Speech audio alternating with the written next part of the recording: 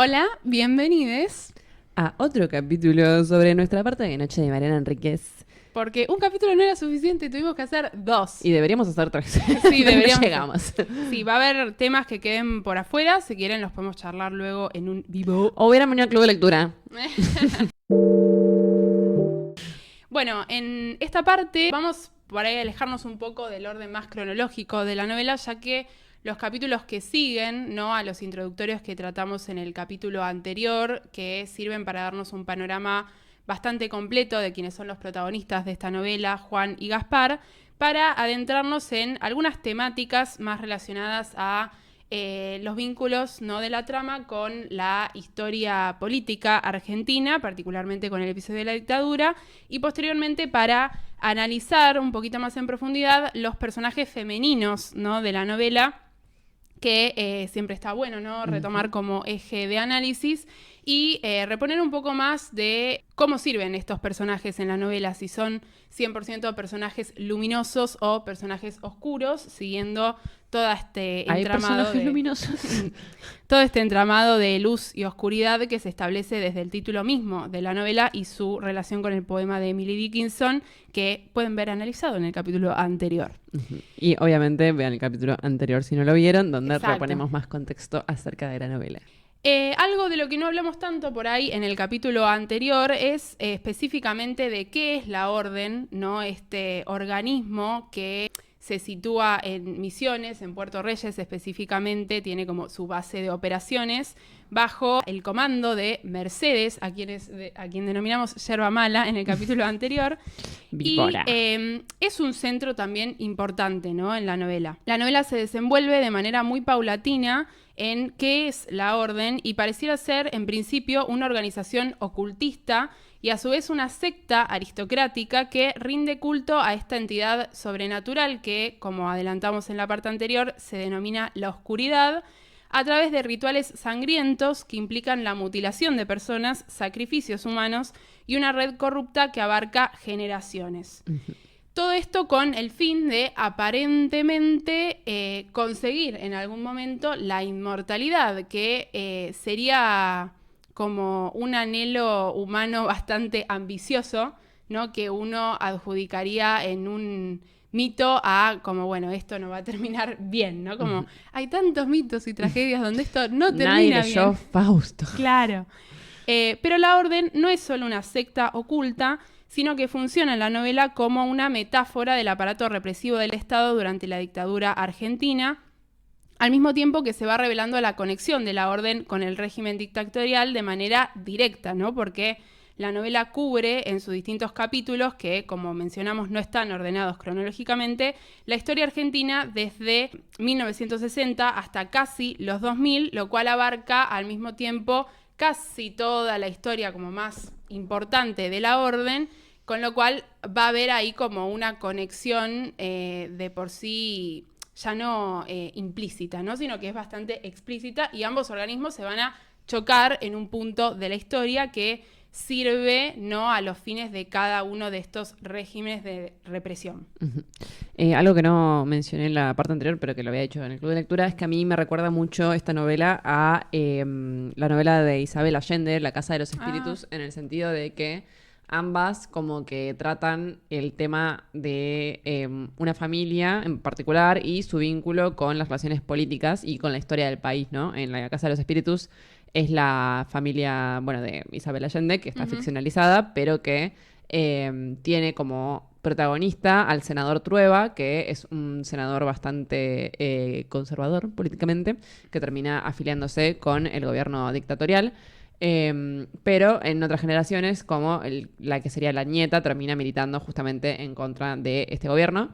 Y quería resaltar esto porque también como que la novela siento que se la analiza mucho como novela de terror, pero obviamente también es una novela política y es una novela de una historia familiar, ¿no? Como podría ser también, por ejemplo, La Guerra y la Paz de Tolstoy, ¿no? Y en ese sentido también es bastante ambicioso el proyecto, ¿no?, de narrar como muchas generaciones de una familia. Que sé que es algo que a Mariana Enríquez le gusta porque, por ejemplo, está leyendo Blackwater, que es bastante popular también. Y en este sentido, bueno, por ejemplo, en la novela de Isabel Allende aparece el realismo mágico. No hay como muchos eventos que, si bien no tan terroríficos como en Nuestra parte de noche, sí, obviamente no se explican con las leyes naturales, sino que incurren en el género fantástico. Y acá, bueno, ocurre lo mismo donde la familia tiene vínculos con lo sobrenatural. Así que, bueno, me pareció que esa comparación estaba buena mencionarla ahora que mencionamos el tema de la orden. Sí. Porque no vi mucho que se hable también, por ejemplo, de las novelas del boom latinoamericano, donde muchas veces aparece este tipo de estructura de historias. Uh-huh. Me da curiosidad saber si se ha retomado en alguna currícula escolar Nuestra parte de noche. Ahora, bueno, Sofi está dando clases, entonces por esa razón nos enteramos de muchísimos cambios, ¿no?, que ocurrieron en la currícula, al menos en lo que es Capital Federal. Y no sé qué va a pasar con esa currícula tradicional en la que en el último año, ¿no?, de la secundaria se veía sobre todo historia argentina. Entonces me parece como que esta novela iría perfecto, ¿no?, en los términos del marco de la currícula de literatura, pero no sé si algún profe la habrá tratado, ¿no? Sí, yo creo que seguramente debe estar en algunas escuelas, pero el tema es, me parece, la extensión. Claro, el gran mal que aqueja a la Argentina es la extensión. Sí. Porque es, como dijimos, por ejemplo, el Club de Lectura, nosotros lo leímos en 6 encuentros, o sea, nos tomamos un mes y medio y somos adultos que teníamos ganas de leer y que entendíamos medianamente lo que estábamos leyendo, imagínate. Sí, no estábamos haciendo un análisis exhaustivo de todo lo que íbamos leyendo, sino más que nada opinando, ¿no? Sí, o sea que yo creo que por ahí, no sé, comenten, alguien se la dio en el colegio. Sí.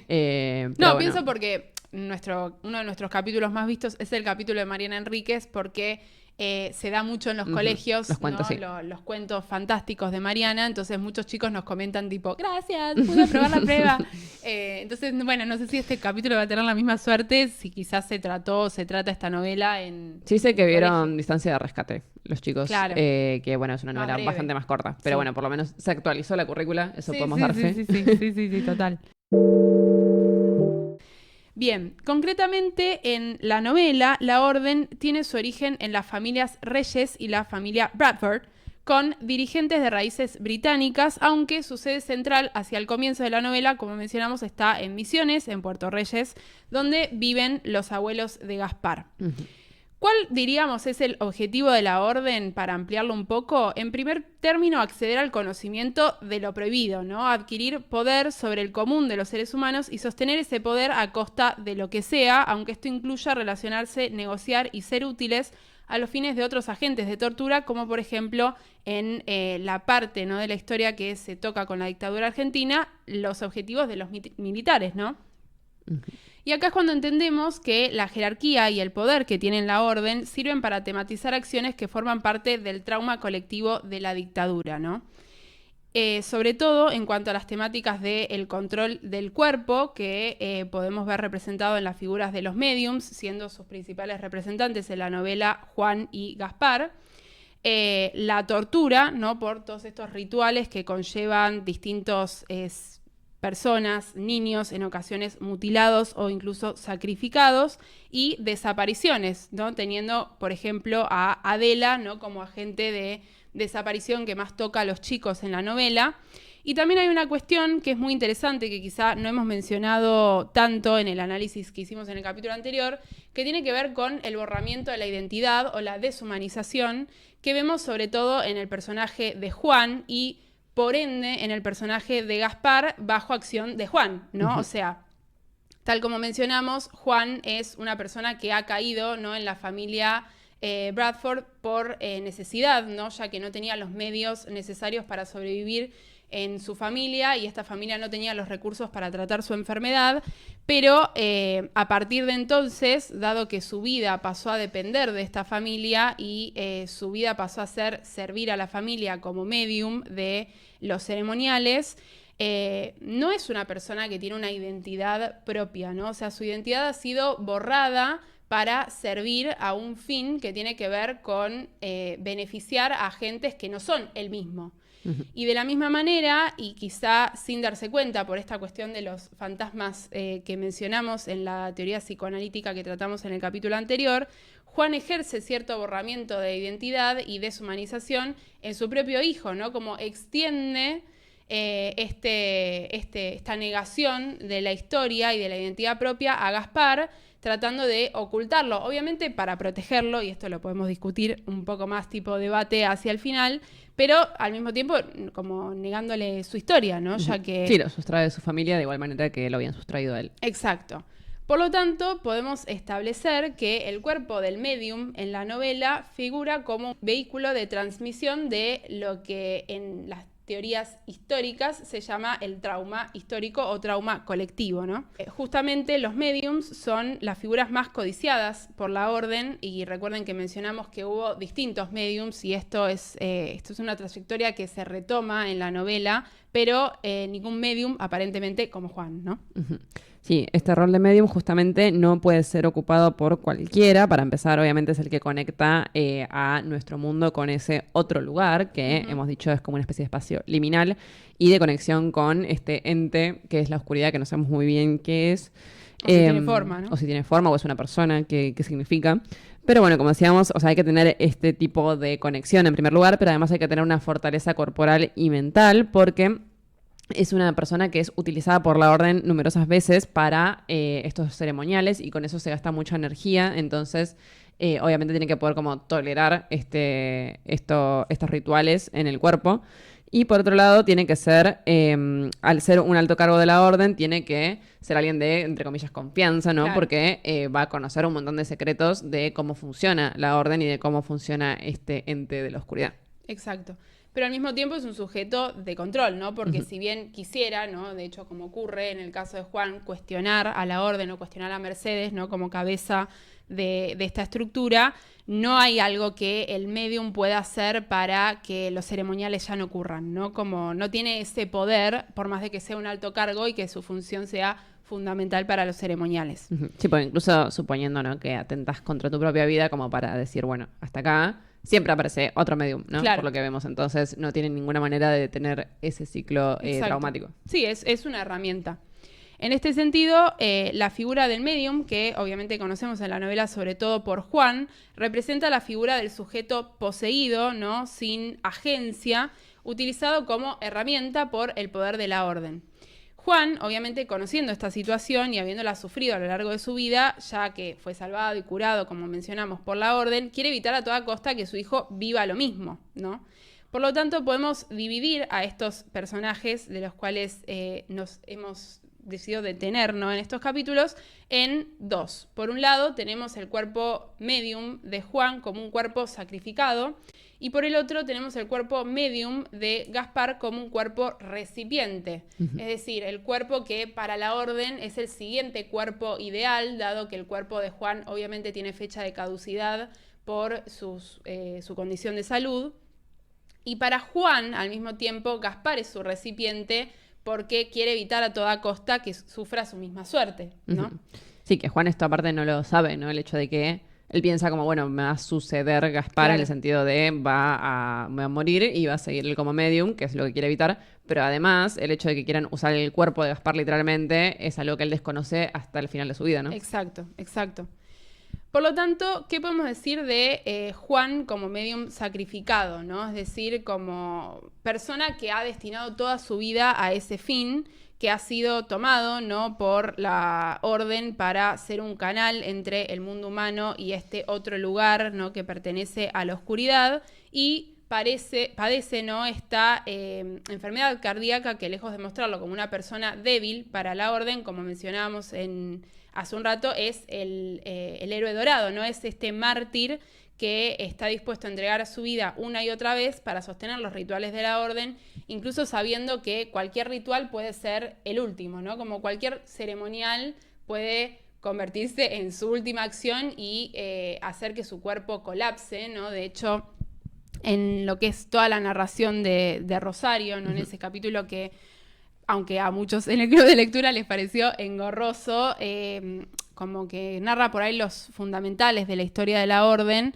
se menciona, ¿no? Cuán sacrificial es para el cuerpo de Juan formar parte de estos ceremoniales, para Juan y para cualquier medium, ¿no? Porque no es solamente una cuestión de fortaleza mental, sino que su cuerpo pasa por cierta metamorfosis, ¿no? Aunque sea leve, y como la novela un poco da a pensar que es como una persona que tiene que estar dispuesta a existir en este plano y al mismo tiempo existir en el otro lugar, ¿no? Como si eso fuera físicamente posible, pero si lo pensamos requeriría como muchísima energía, ¿no? Exacto, y bueno, justamente este gasto del cuerpo lo lleva a su consumo bastante excesivo de drogas, podríamos decir, para aliviar el dolor, además de todas las afecciones que ya padece, que se ven obviamente agravadas por la cuestión de los ceremoniales. Y entonces se revela como un ser explotado por la orden de forma literal y de forma simbólica por su sacrificio. Allí se dice, no tenía alma ni voluntad, era solo un canal que devolvía muerte. Porque además, justamente en los ceremoniales, cuando su cuerpo es como poseído por esta oscuridad, él produce mutilaciones a los demás que él después no tiene conciencia, o sea, no es que se acuerda de exactamente qué fue lo que pasó. En una de estas, por ejemplo, es donde rasguña a Stephen y vemos que algunas personas sobreviven y otras no. Por ejemplo, Stephen sobrevive y lo que se dice es que se le transforma el pelo en canoso. Sí. Pero a otras personas directamente mueren, ¿no? Y es como que son sacrificadas directamente a la oscuridad. Sí, hay algo de estos arrebatos que luego, ya no siendo medium, no habiendo huido para proteger a Gaspar, Juan sigue replicando en los arrebatos que tiene con Gaspar, ¿no? En la crianza de su hijo, como el padre abusivo, ¿no? Que después de cortarte el brazo con un pedazo de vidrio te dice, che, ¿preparaste la cena? Y es como, pará, nos vamos a tratar normal después de lo que acaba de pasar. Sí, o lo de la caja de párpados. Claro, de una. En esta lógica, entonces, Juan no solo es deshumanizado, sino también manipulado para perpetuar los rituales de la orden, pero a pesar de su sometimiento, es él quien decide romper, ¿no?, con este ciclo para que Gaspar no corra la misma suerte y lo marca, literalmente, para hacerlo invisible a la orden, a la vez de que borra su memoria para ocultarle a Gaspar su genealogía e intentar darle una vida que para Juan puede ser lo más normal posible, pero en ningún momento llega a ser normal, ¿no? Si ya mencionamos que desde el primer episodio que narra la novela sobre Gaspar, tenemos a un niño de 5 años que ya ve el fantasma de una mujer embarazada, ¿no? Con lo cual hay algo de Lulu, ¿no?, de Juan, de tratar de ocultar a Gaspar todo este bagaje de trauma que tiene por detrás y que obviamente espera quizás solucionar en lo que es la vida que le queda, ¿no? Porque Juan sabe que su vida tiene un fin pronto. Con lo cual, a mí me pareció, ¿no?, como la lectura de todo este episodio, una otra manera de Juan de sacarse un problema de encima, aunque suene súper cruel, porque uno diría, sí, es súper mártir el padre que desafía la orden y marca a su hijo para que la orden no utilice el cuerpo de Gaspar y eso está ok. Pero él sabe que se va a morir pronto y no tiene control sobre qué va a pasar con Gaspar después de su muerte. Y que no se dan cuenta que Gaspar va a querer saber de su vida, va a querer seguir buscando a Adela. O sea, obviamente el episodio de Adela no ocurre en los términos conscientes de la vida de Juan, pero sí es como un evento canónico de Gaspar que lo lleva a profundizar mucho más en estos poderes que tiene, a ver si puede conectar con ella. Sí, y que además, respuestas. digamos, él vive re cerca de Adela y sabe que Adela y Juan y Gaspar son primos y tampoco nunca dice nada al respecto. O sea, Claro. también podría serlo preparado el muchacho, no decirle, che, esa casa rarísima que está ahí, por ahí no entren, ¿no? No está Claro. bueno que entren ahí. Sí, o explicarle, mira, dentro de esa casa hay una entidad que los reclama a ustedes dos y sobre todo a Adela, no entren, punto, corta, ¿me entendés? No. Él, borracho. Y Gaspar, en contraposición a su padre, sería el cuerpo medium recipiente y buscado, ¿no?, por la orden, ya que es un personaje que a través de su crianza con este padre, ¿no?, justamente con Juan, y la insistente búsqueda de sus orígenes, condensa las consecuencias del trauma heredado, ¿no?, o de lo que fue el trauma heredado para muchos familiares de los desaparecidos durante la dictadura. En un principio, la orden quiere convertir a Gaspar en el próximo medium, es decir, hacerlo el contenedor de la conciencia de Juan, que esto es lo que Juan no sabía, ¿no? Que es literalmente, o sea, quieren que él sea la figura inmortal, ¿no? Esta inmortalidad que están buscando en realidad sería perpetuar su alma a través de distintos cuerpos. O sea, que Gaspar deje de ser Gaspar, básicamente. Exactamente, es un nuevo nivel de deshumanización y de violación simbólica, porque es un cuerpo virgen que albergaría a otro cuerpo. En ese caso, Gaspar sería despojado totalmente de sí mismo, no solo, como veníamos diciendo antes, en el sentido de no permitirle conocer su identidad o su familia, sino también despojarlo absolutamente de su cuerpo, ¿no? Exacto. Por esta razón, al igual que los cuerpos de los desaparecidos y torturados durante la dictadura, el cuerpo de Gaspar es buscado como un mensaje, o sea, su identidad quiere eliminarse y manipularse a los fines de seguir perpetrando un orden justamente que funciona bien, ¿no? Como, bueno, si Juan fue el mejor medium que tuvimos al momento, entonces en vez de buscar a otro igual de bueno o entrenar a otro, vamos a como hacer que siga viviendo en un cuerpo sano, que no es el cuerpo que tiene Juan en esta instancia y que nunca tuvo en realidad, ¿no? Uh-huh. Si bien, gracias a su padre, Gaspar logra escapar en principio de este destino, sufre múltiples síntomas por este trauma heredado que lo llevan, como decíamos, no solo a tener que lidiar con estas apariciones sobrenaturales y tener que entenderlas, incluso teniendo muy pocas respuestas acerca de qué significan, sino que también desarrolla, sobre todo luego de la muerte de su padre y la desaparición de Adela, síntomas que forman parte de lo que fue el duelo para muchos familiares que nunca tuvieron respuesta acerca de sus familiares que no aparecieron nunca más y cuyos cuerpos ni siquiera aparecieron, que tienen que ver con, obviamente, la culpa, ¿no? El encierro emocional, las alucinaciones e incluso autolesiones o pensamientos suicidas. Y justamente aquí en la narración se dice, él ya no la recordaba, lo primero que se pierde de los ausentes es la voz. Y justamente no solo es como el episodio de Adela, sino que también es la muerte del padre en simultáneo y la, como decíamos en el otro capítulo, la desposesión de Gaspar porque se ve trasladado hacia otra ciudad para vivir con su tío y con su pareja. Uh-huh. Todo esto sumado, obviamente, a la transformación ya normal de la adolescencia y encima que no lo dejan ver a los amigos por todo esto que pasó. Exacto. Que obviamente termina en un episodio muy depresivo para Gaspar y que solamente se va a solucionar cuando vaya a terapia, que es algo que debería haber hecho Juan en un principio. Total. Me mata que sea Luis quien lo ayude en todo este proceso. Luis es un santo. Yo dudé de él. Yo cuando apareció Luis dije... Pensaste que era yerba mala. Sí, pero no. El único bueno de esta historia. Ay, no. Bueno, no vamos a ahondar mucho más en ese personaje. Porque vamos a llorar. Porque nos parte el corazón, pero ni vamos a spoilear qué le sucede. Pues ya se pueden imaginar. Pero es obviamente el personaje más noble de la novela. En este sentido, además, la presencia de los personajes de Juan y de Gaspar y sus viajes de aprendizaje, si quisiéramos ponerlo en términos de una novela de educación, ya que estuvimos hablando de... no es alemana, así que no puedes decir eso. Ya que hablamos del viaje del héroe... Ah, pero son varones, ojo. Ya que hablamos del viaje del héroe, representan un ejercicio de posmemoria en la novela. Este término, ¿no?, muy conocido y retomado una y otra vez al recordar las temáticas de la dictadura, no solo en Argentina, sino con distintos regímenes dictatoriales que se dieron en el resto del mundo y sobre todo en Latinoamérica, fue acuñado por Marianne Hirsch y refiere al ejercicio que las nuevas generaciones, en este caso representadas por Gaspar y quizá en extensión su grupo de amigos, heredan a partir de un trauma que no vivieron directamente, pero que afecta su subjetividad y concepción del presente. No pueden despojarse, ¿no?, de esos hechos, incluso siendo grandes y no entendiendo por qué les siguen pesando tanto, por qué siguen teniendo y marcando su accionar, ¿no? Sí, la novela un poco nos muestra cómo el sueño de Juan de mantener a Gaspar al margen es imposible por dos motivos. En primer lugar, por haber sido criado él, cuya identidad ya estaba completamente afectada y permeada por su participación en la orden. Y en segundo lugar, por las dudas y la confusión de un chico que solo quiere entender qué pasó y de dónde viene y que tampoco entiende por qué el papá no le pudo decir esto, ¿no? Exacto. Como en el relato de la dictadura argentina, el olvido impuesto no resulta suficiente para acallar los ecos del pasado. Gaspar busca incluso en el dolor una verdad.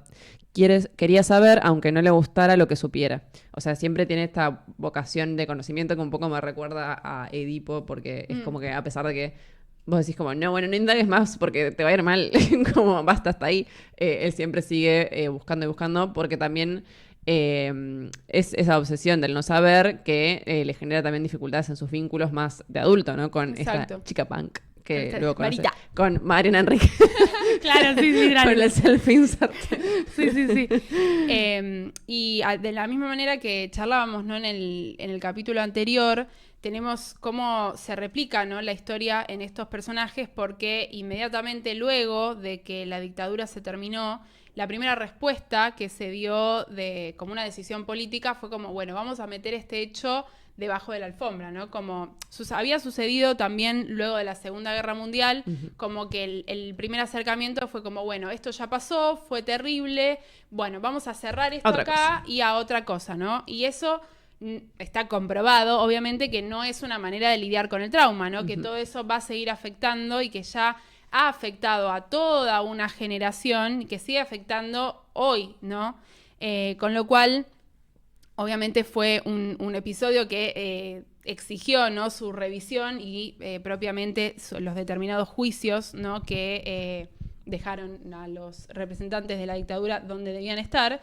Pero bueno, justamente los chicos reflejan esto, ¿no?, como la acción de Juan de intentar dejar todo esto abajo de la alfombra, claramente no iba a funcionar. Sí, algo interesante también que se da acá en Argentina es que, bueno, como siempre se dice, fuimos de los pocos países que inmediatamente después del hecho realizó los juicios, pero también hubo cierto silencio, ¿no? Más que nada de la parte civil, en el sentido de decir como, bueno, que si bien uno podía no estar colaborando, ¿no?, activamente con el régimen, había cierta como complacencia que era inevitable, ¿no? En la época, como también lo fue en la Segunda Guerra Mundial, ¿no? Por eso Hannah Arendt habla de la banalidad del mal y todas estas cosas.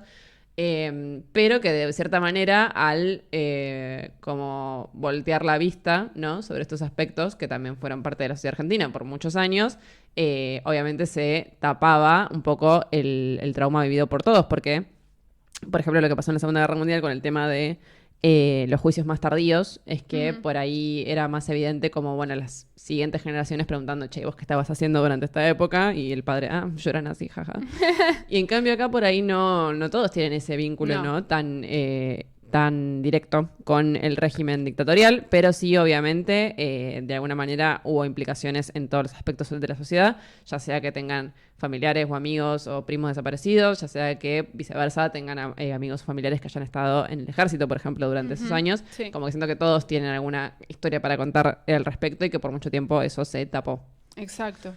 Y no es la primera vez, ¿no?, que se establece una relación con la dictadura militar argentina en la obra de Mariana Enríquez. Como mencionamos, existe este cuento quizá antecedente de Nuestra parte de noche, que es La casa de Adela, y se encuentran Las cosas que perdimos en el fuego, el libro de cuentos de 2016, donde tenemos al mismo personaje de Adela que desaparece, igual que la Adela de Nuestra parte de noche, en una casa abandonada, y lo que sobreviene a sus amigos es la misma culpa que sienten Gaspar, Vicky y Pablo en el contexto de la novela, que es esta angustia de no haber podido retener a Adela, de sentir que podrían haber hecho algo para evitar esa desaparición y de tener que lidiar por el resto de su vida con la presencia constante de una ausencia forzada que no tendría que haber ocurrido y que se convierte en un trauma. Por eso, como mencionábamos, todos van a acarrear con una consecuencia de esto, siendo Gaspar quien termina con la fijación un poco más potenciada por, además, tener esta conexión con la orden que quizá Vicky y Pablo no tienen, pero de todas maneras Vicky y Pablo también terminan perseguidos por este deseo de entender qué pasó. Y ellos juntos, ¿no?, tratan de volcar un poco el trauma diciendo: todos los días pienso en Adela, o sea, como desde el momento en el que eso ocurre, que es una edad muy temprana para los chicos, e incluso pasando por su adolescencia y adultez temprana, están todo el tiempo volviendo a Adela y todo el tiempo tratando de convencerse de que no fue su culpa, de que no habrían podido hacer nada distinto para que eso no suceda, y sin embargo Gaspar, sobre todo, es quien más se castiga, ¿no?, al respecto. Uh-huh. En este sentido, al igual que la sociedad, que ha vivido un trauma compartido, ¿no?, tan tremendo, conviven con la imposibilidad de desligarse de este pasado y de dejarlo, ¿no?, donde a los dirigentes, ¿no?, tras la dictadura les hubiera gustado dejarlo, ¿no?, como en oculto, ¿no?, en las sombras. Sí, también algo interesante es que esta desaparición ocurre ya en democracia, ¿no?, cuando estamos en la parte de Buenos Aires. Y es algo que ocurría realmente también, igual las desapariciones durante los años siguientes a la dictadura. Por ejemplo, si han visto la película El Clan o la serie del Clan, ahí se muestra muy claramente, ¿no?, que había gente que seguía involucrada con este tipo de actos, ahora por otros fines, ¿no?, como por ejemplo ahí eran fines económicos, pero que no es que de un día para el otro desapareció toda esa represión sistémica, ¿no?, que existía. Exacto, no fue como, bueno, a partir de hoy, democracia, jaja, todos festejamos en la tele y mañana ya no hay más tráfico de niños y todo eso, que siguió funcionando en un marco muchísimo más oscuro, ¿no?, y en las sombras que lo que venía sucediendo durante el régimen dictatorial, porque en ese momento estaba legitimado, ¿no?, por quienes dirigían el país, ¿no? Uh-huh. Además, la idea de la oscuridad no solo representa lo místico, sino también lo siniestro del poder político. Como decíamos, está metáfora que por suerte no la hace de manera tan burda, ¿no? Como para decir la oscuridad meramente y no mencionar lo otro, sino que su capacidad de tomar cuerpos y borrarlos, de sustraerlos del presente y hacerlos desaparecer es tanto un mecanismo de horror como recurso literario como una narrativa de posmemoria. Exacto. Sí, algo que está bueno de la manera en la que se describen los ceremoniales, que sobre todo se da su descripción en la porción de Rosario, es cómo todos se llevan una consecuencia de participar de ese ritual, ¿no? Como la persona que no termina el ritual con un miembro de su cuerpo mutilado termina literalmente desaparecido en este otro lugar o sacrificado a los fines de la orden, y todas las personas que están alrededor observan cómo eso sucede. Entonces se replica esa misma dinámica de formar parte de algo contra tu voluntad, ¿no? Porque recordemos que muchas veces estas personas que participaban del ceremonial eran personas que Mercedes previamente había reclutado y tenía encerradas en su casa a los fines de este contacto con la oscuridad o de alimentarla de alguna manera. Y algunos se salvan, pero otros no.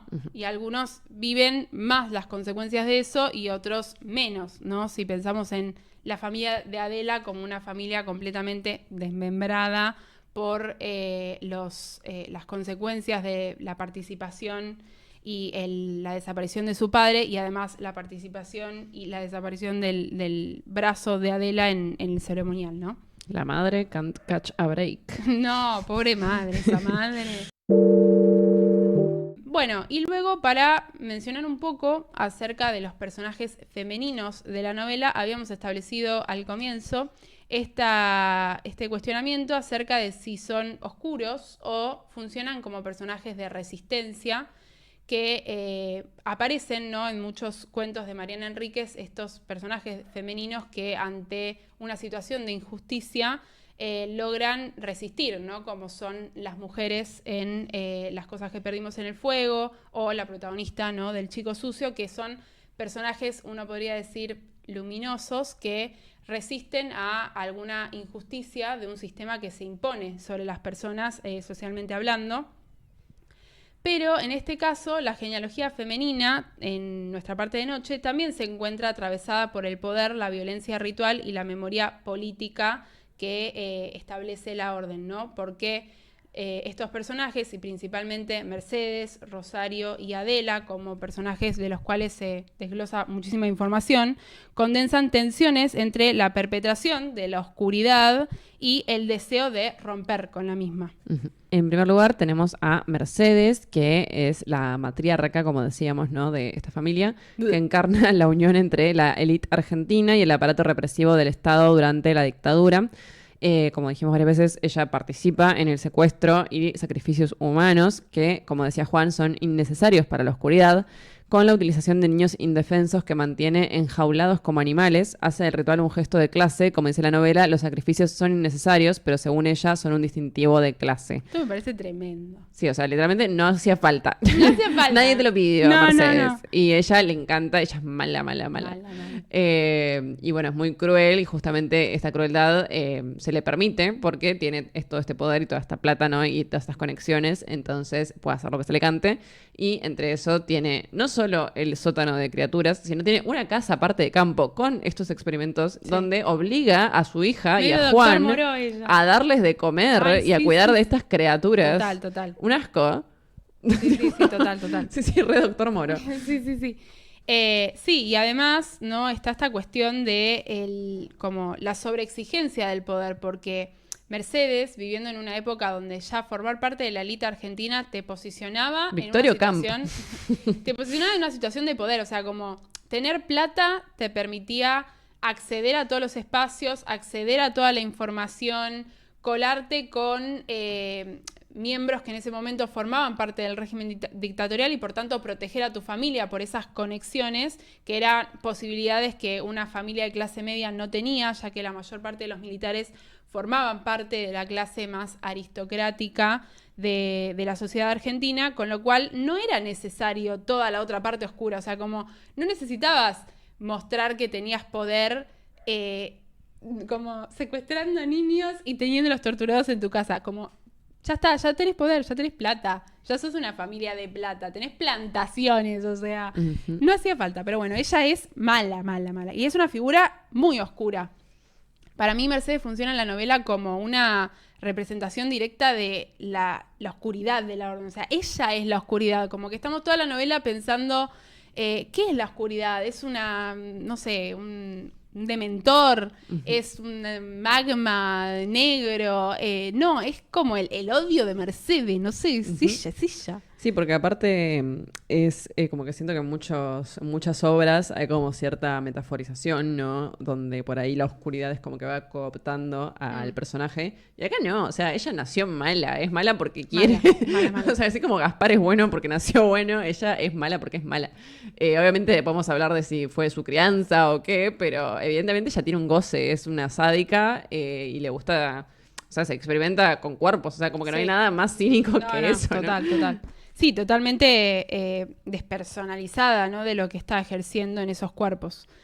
Y es a través de su figura que la novela se cruza de manera más directa con los crímenes ocultistas de la orden y los crímenes del terrorismo de Estado, evidenciando que, como se menciona en la novela, todas las fortunas se construyen sobre el sufrimiento de los otros, no tanto en un plano real como sobrenatural. Luego es igual que me gusta como personaje esto de que sea mala porque sí.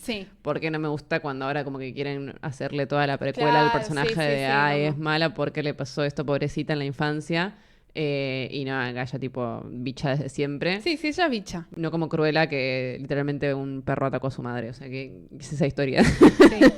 Además, establece, ¿no? En la novela que su poder no tiene límite alguno y su crueldad tampoco, ya que tengamos presente que es ella misma quien mata a su propia hija, Rosario, para que no interfiera con sus planes, ¿no? Como ante la sospecha de cierto desafío o cierta toma de ese poder por Rosario, que es una viva bárbara también, ella dice, bueno, no, acá te estás entrometiendo con mis cosas, chau. Cementerio.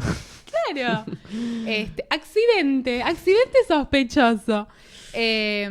Obviamente negándole a Rosario la posibilidad de ser madre, teniendo un niño muy pequeño que ha nacido, y también quizá tomando pleno control sobre la figura de Juan, ¿no? Que era una figura sobre la cual Rosario tenía cierto poder al ser obviamente su esposa y tener este vínculo raro, como mencionamos. Sí. Y entonces nos lleva a Rosario. Al igual que Juan y al igual que su hijo, también está atrapada en la lógica de la orden, ¿no? Desde su nacimiento, y aunque rechaza ser medium y huye, en Europa fantasea con entregar a su hijo a los dioses crueles, lo cual da cuenta de que los crímenes heredados de la orden la afectan de manera trágica, convirtiéndola en una madre no convencional y no romantizada. La novela dice, lo había protegido, pero no reconocía eso como amor. Esto en cuanto a Gaspar, ¿no? Obviamente. Y Rosario, yo siento que justamente es un personaje muy odiado, y yo la odio, por muchas razones, pero principalmente porque ella se hace la que no, y la que se sale de la lógica de control y de represión de la orden, y ella es una distinta, pero termina haciendo exactamente lo mismo con Juan y con Gaspar, que hace la orden, solo que de otra manera, ¿no? Es como siento que ella muestra otra cara posible de la represión, como oculta con el amor, porque, bueno, por un lado, cuando ella conoce a Juan, ella dice, es mío, me lo voy a quedar, como si fuera una cosa, como si fuera un objeto. Que obviamente podemos romantizarlo, no voy a decir como, ay, es como que son almas gemelas, o como Heathcliff y Katy, ¿no? Que también desde niños tienen esta conexión. Pero ella lo ve como un objeto, ¿no? Y como que se lo quiere sacar a todos porque lo ve como su juguete personal. Y que finalmente termina siendo, obviamente, su pareja. Pero también como que hay cierta devoción de Juan hacia Rosario, porque es la primera persona que le muestra una migaja de bondad en esa familia. Que tampoco es mucha, simplemente no maltratarlo, ¿no? Total. Y después encima lo abandona, que vos podés decir como, bueno, mujer empoderada, se fue a estudiar a Inglaterra sola. Pero Juan no tiene a nadie. Y eso es algo que él recalca muchas veces y que después, por ejemplo, se lo va a decir a Gaspar. Le dice, yo no tengo nada, solo te tengo a vos. O sea, su única posesión es literalmente su hijo y por eso también ejerce el control que ejerce sobre él. Pero, o sea, para mí es muy cruel lo que hace Rosario porque lo deja a merced de su familia, que ya sabe cómo lo tratan, que ya sabe cómo son. Dice, bueno, pero tiene a Stephen. Pero, o sea, flaca, vos desde niña dijiste, este es mío, es mi juguete, y cuando te cansaste, te aburriste, te vas a Inglaterra. Quiero jugar contigo. A coger con David Bowie. Tremenda esa ¡Hola! Sí, además hay algo muy molesto del personaje de Rosario, que cuando le conviene ella está a la par de Juan, ¿no? Ella es víctima de la orden y de Mercedes como Juan, y están a la par en eso y están juntos contra la orden para desafiarla si es necesario, pero cuando no le conviene más, se va. Entonces es como, bueno, no estamos a la par, porque Juan no tiene la posibilidad de irse. Porque Sí, él incluso no... tienen que rogar para que lo dejen ir. Exacto. Entonces es como, no formamos parte del mismo mundo, ¿no? Quizá a Rosario también la dejan ir porque en realidad ella no cumple en la orden ningún rol a nivel gerencial, sino que más que nada es hija de la matriarca y ya, y hace lo que la madre le dice. Y un poco también siento que la dejan irse a Europa para sacársela un poco del medio, pues es insoportable. Pero es muy egoísta, ¿no? Al decir, bueno, me voy y Juan, qué sé yo, se arregle. Sí, encima en Inglaterra, como que esto que decimos, va a estudiar, pero se la pasa de joda en joda. Está en orgías, drogándose, Sí, comprando esa parte ropa. no la tomé porque la verdad que... Y para mí, da como bronca. que es la hippie con de. Ella se hace Sí, la pobre, sí. la bohemia. Flaca, sos heredera, sos Paris Sí. Hilton. ¿Qué te haces? Claro. Ay, brunga. Andá a laburar a la empresa de tu mamá. Por ende, el rol más maternal en la vida de Gaspar va a estar ocupado por Tali, a quien ya mencionamos como la media hermana de Rosario, hija ilegítima, o sea, no es hija de Mercedes, sino del padre de Rosario, el señor Bradford. Es una especie de medium, ¿no? También pagana, podríamos decir, ya que hace uso de otras conexiones con esotéricas que no son necesariamente la oscuridad o el otro lugar. Decilo. Y ella no es fiel a los objetivos de la orden, sino que, por ejemplo, lee el tarot para padres de desaparecidos. Es medio como una cometierra, ¿no? El personaje de Dolores Reyes. Y convierte su poder en una forma de duelo activo, ¿no? Algo que a Rosario no se le hubiera ocurrido nunca, en un intento de decir lo que nadie está poniendo en evidencia, ¿no? Y en la novela dice, ¿no? Los padres la buscaban, ¿no? A Tali para al menos saber cómo habían muerto aquellas personas que ya sabían no se iban a poder encontrar, ¿no? Tali es del pueblo. Sí, ella es popular. Bueno, justamente tiene un altar a San la Muerte, ¿no? Sí. Que es un santo popular, justamente no es un santo de la Iglesia Católica. Y tampoco pertenece, por lo menos por lo que sabemos, a los cultos de la orden, ¿no? Entonces, por eso también es pagana en todos los sentidos, como que se aleja de las dos religiones, tanto de la religión canónica como de esta otra religión que practica su familia. Y en este sentido, además de ser como más maternal, obviamente también, ella como que en un momento plantea esta cuestión de yo te ayudo con lo de la orden, pero después Sí. nunca más, como que nunca más aparece hasta que precisa ayuda Juan por un tema de Gaspar. Y yo creo Sí. que si no fuera por Gaspar, ella no aparecería y como decíamos, ocupa este rol maternal, pero tal vez también logra correrse de esa lógica de uso que hace Juan de todas las personas. Sí, sí. Sí, que en cierto punto, me acuerdo cuando charlamos de ella en el club de lectura, mencionamos todos que nos hubiera gustado ver más de Tali en la novela. Ahora somos la barra de Tali. Y toma el Tali. Pero bueno, de alguna manera que aparezca tan poco, justamente da cuenta de cómo ella pudo correrse, de cómo es el único quizá personaje femenino que tiene agencia propia y que, como mencionamos, está haciendo un duelo activo para paliar todas estas injusticias que están ocurriendo con las personas, tanto por parte del régimen dictatorial como por parte de la orden, ¿no? Ya que su área de acción es bastante cercana a la base de operaciones de Puerto Reyes, donde se encuentra la mansión de Mercedes, las mansiones de Mercedes y demás. Hay un momento re cruel de Juan que le dice, vos siempre fuiste hermosa, tu hermana era linda, pero vos sos hermosa. Y ella le dice, no me puedes decir eso. No. Ubícate, flaco. Claro, para colmo con todo este complejo de no ser la hija legítima, que obviamente en función de la libertad que tiene, le permitió poder ejercer su poder y tener su propia lógica, pero la dejó afuera de muchísimos beneficios que venían Sí, con incluso la de familia, ser la pareja legítima de Juan, porque Claro, obviamente obvio. a Juan lo tenían que casar con una Bradford, Obvio, no le iban a Bradford. casar con una tiringana, Bueno, ¿cómo se dice? con una cualquiera. Una cualquiera. Sí, que con una bastarda, una Ujú. hija bastarda. Y por último, un personaje destacado que resulta fundamental en la novela y que a mí personalmente es una parte que me gustó muchísimo, es la periodista Olga, que investiga el caso del pozo de Sañartú.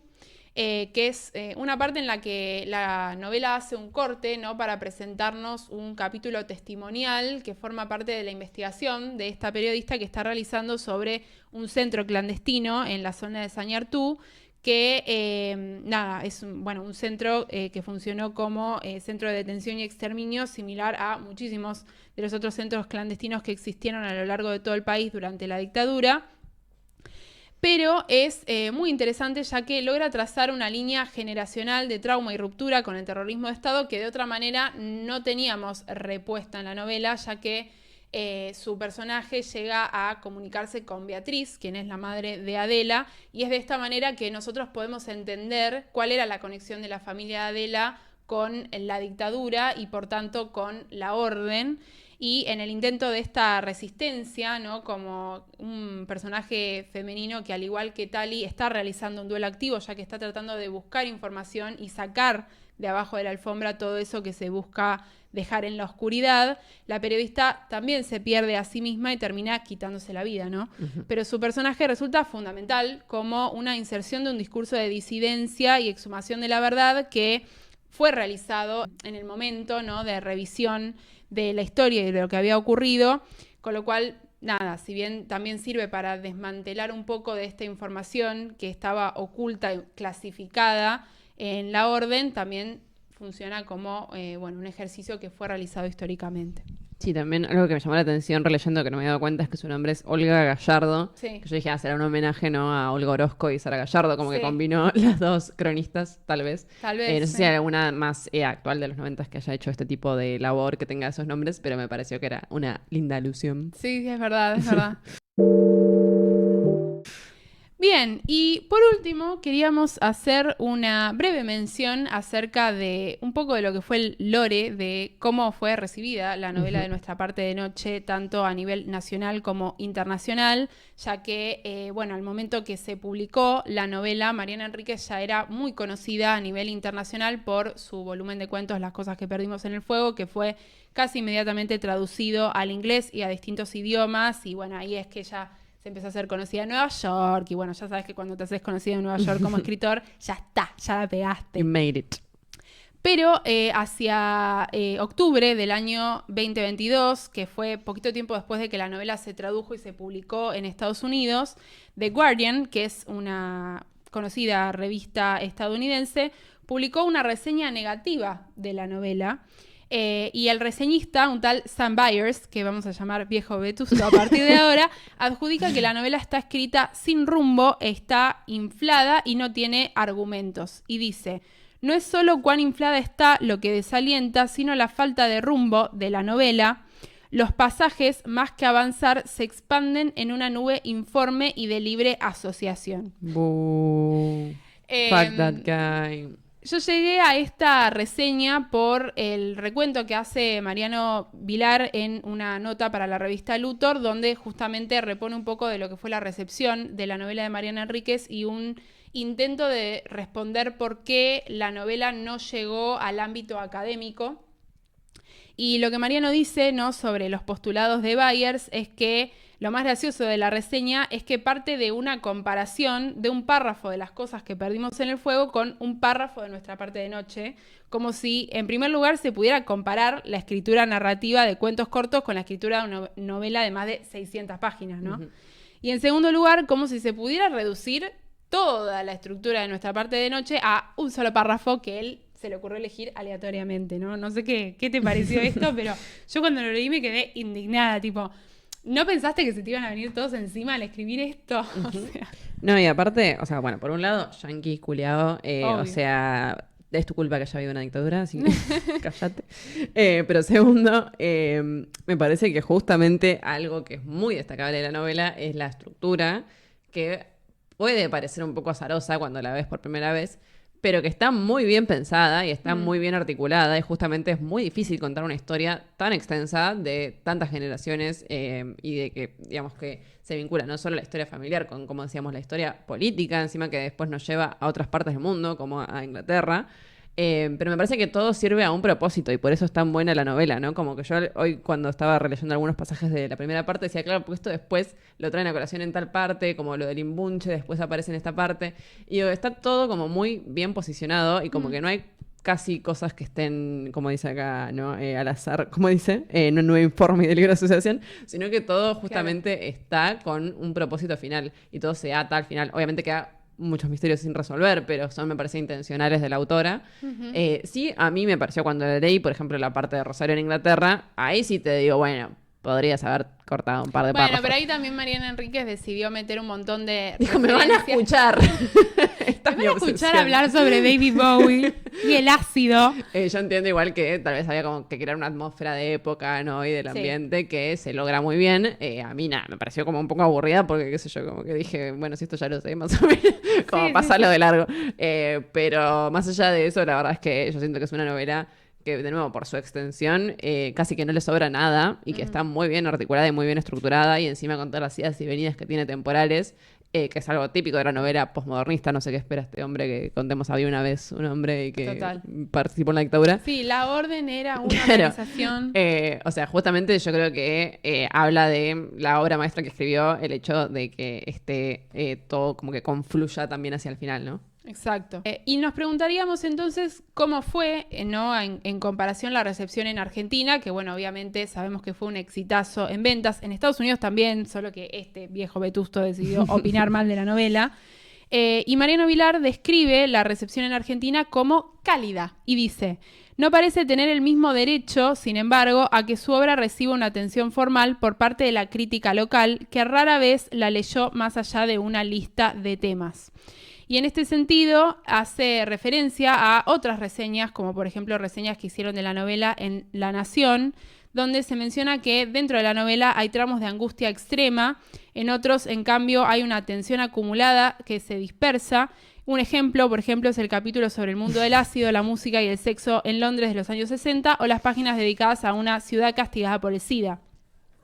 Es decir, que hay algo, ¿no?, de la crítica que molestó en el nivel de estas partes como un poco extra, que también servían como, yo creo, para como dice Sofi, generar un clima de época y cortar un poco con toda la temática de la violencia del Estado, la dictadura, ¿no? La violencia sobre los cuerpos, la deshumanización, los desaparecidos y todo el trauma que estaba viviendo la familia, ¿no? O bueno, Juan y Gaspar particularmente, con respecto a su pasado relacionado a la orden, ¿no? Igual, o sea, la parte de la ciudad castigada por el SIDA es como uno de los puntos centrales, no sé cómo, no me parece que esté de más, ¿no? Justamente no, total. Es el tema que se enfoca esa sección, que por ahí no llegamos a hablar tanto, pero bueno, cuando Gaspar llega a su joven adultez, ¿no? Vive principios de los 90 en Argentina, que se dio una crisis de SIDA muy importante que no se habla casi en la literatura. Yo justo había leído un libro del autor Colm Toibin, que es un autor irlandés, que él escribe sobre la crisis de SIDA en Argentina porque habla de un personaje que inmigra hacia acá.